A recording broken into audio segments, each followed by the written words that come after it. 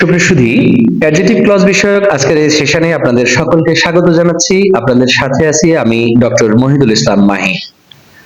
মূলত adjective clause হলো subordinate ক্লজের অত্যন্ত গুরুত্বপূর্ণ একটি প্রকার। এই ক্লজটি সম্পর্কে অনেকগুলো প্রশ্ন ইউনিভার্সিটি অ্যাডমিশন টেস্ট পরীক্ষায় যেমন আসে তেমনি আসে চাকরির পরীক্ষায়।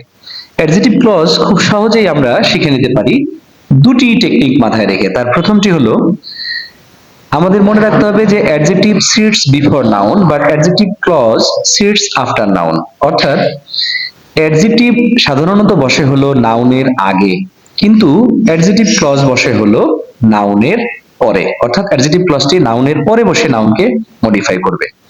আর দুই নম্বর কৌশলটি হলো যে হু, হুইচ, দ্যাট এর পরে যে ক্লজটি থাকবে সেটি সাধারণত অ্যাডজেক্টিভ ক্লজ হবে। অর্থাৎ হু, হুইচ, দ্যাট এই তিনটা শব্দের পরে, যেগুলোকে আমরা রিলেটিভ প্রোনাউন বলি, এই তিনটা শব্দের পরে যদি কোনো ক্লজ থাকে বা এই শব্দকে নিয়ে যদি কোনো ক্লজ থাকে আর তার আগের শব্দটি যদি নাউন হয়, তাহলে কোনো কথা ছাড়াই সেটি অ্যাডজেক্টিভ ক্লজ হিসেবে কাজ করবে। যেমন আমরা একটা উদাহরণ যদি দেখি, যেখানে বলা হচ্ছে doctor Mahi is an ideal teacher.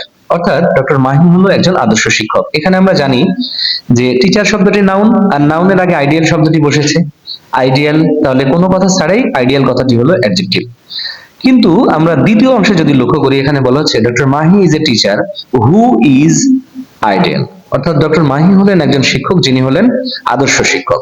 তাহলে এখানে হু ইজ আইডিয়াল অর্থাৎ এই হু সম্পর্কিত বা হু নিয়ে যে ক্লজটি তৈরি হয়েছে এটি মূলত হলো অ্যাডজেক্টিভ ক্লজ। আমরা এই পর্যায়ে দ্বিতীয় আরো একটি উদাহরণ লক্ষ্য করব, যেখানে আমরা বলেছি the tiger is a furious animal. অর্থাৎ বাঘ হলো একটা রাগান্বিত প্রাণী বা ক্রোধান্বিত প্রাণী। এখানে এনিমেল শব্দটা হলো নাউন, এর আগে ফিউরিয়াস শব্দটা হলো অ্যাডজেক্টিভ। কিন্তু এই কথাটাকে যদি এইভাবে বলা হয়, tiger is an animal which is furious, এই বাক্যে হুইচ ইজ ফিউরিয়াস এই অংশটা এনিমেলের পরে বসেছে অর্থাৎ নাউনের পরে বসেছে এবং হুইচ এই শব্দটা নিয়ে একটা ক্লজ তৈরি হয়েছে হুইচ ইজ ফিউরিয়াস। তাহলে হুইচ ইজ ফিউরিয়াস এটা কোন ক্লজ হবে? এটা অ্যাডজেক্টিভ ক্লজ হবে। একইভাবে আমরা তৃতীয় আরো একটা উদাহরণ যদি দেখি, যেখানে বলা হচ্ছে iron is a useful metal. অর্থাৎ আয়রন হলো একটা উপকারী ধাতব পদার্থ। এই বাক্যে ইউজফুল কথাটা হলো অ্যাডজেক্টিভ, কিন্তু কথাটাকে যদি এইভাবে বলা যায় iron is a metal that is useful, তাহলে এই দ্যাট ইজ ইউজফুল এই ক্লজটা হলো অ্যাডজেক্টিভ ক্লজ। তাহলে সুপ্রিয় সুধী, চলুন আমরা আলোচনার এই পর্যায়ে পরীক্ষায় এসেছে এমন গুরুত্বপূর্ণ তিনটি প্রশ্ন দেখে নিব। Question number 1, this is the boy who did it. এখানে হু ডিড ইট এটা কোন ধরনের clause? Noun clause, adjective clause, principal clause, adverbial clause. তাহলে চলুন জেনে নেওয়া যাক এই প্রশ্নের সঠিক উত্তর কি হবে। জি সুপ্রিয় সুধী, এই প্রশ্নের সঠিক উত্তর হলো অ্যাডজেক্টিভ ক্লজ। এই পর্যায়ে আমরা দেখব কোশ্চেন নাম্বার 2, যেখানে বলা হচ্ছে this is the place where I was born. এটা সেই জায়গা যেখানে আমি জন্মগ্রহণ করেছিলাম। তার অপশনগুলো হচ্ছে noun clause, adjective clause, independent clause এবং অ্যাডভার্বিয়াল ক্লজ। এখানে প্লেসকে মডিফাই করেছে, তাহলে চলুন দেখে নেওয়া যাক এটার সঠিক উত্তর কি হবে। যেহেতু নাউনকে মডিফাই করেছে এই ক্লজটি, সুতরাং এটার সঠিক উত্তর হবে অ্যাডজেক্টিভ ক্লজ। জি, এবার দেখব কোশ্চেন নাম্বার 3, যেখানে বলা হচ্ছে the news that he gave me was false. এ বাক্যে দ্যাট হি গেভ মি এটা কোন ধরনের ক্লজ?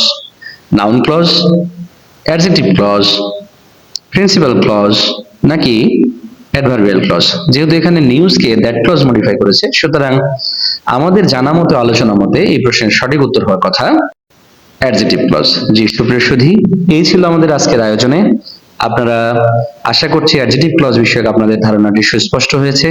আপনারা যে যেখানেই থাকুন ভালো থাকুন, সুস্থ থাকুন, ইংলিশ রাউন্ডের সাথেই থাকুন। ধন্যবাদ।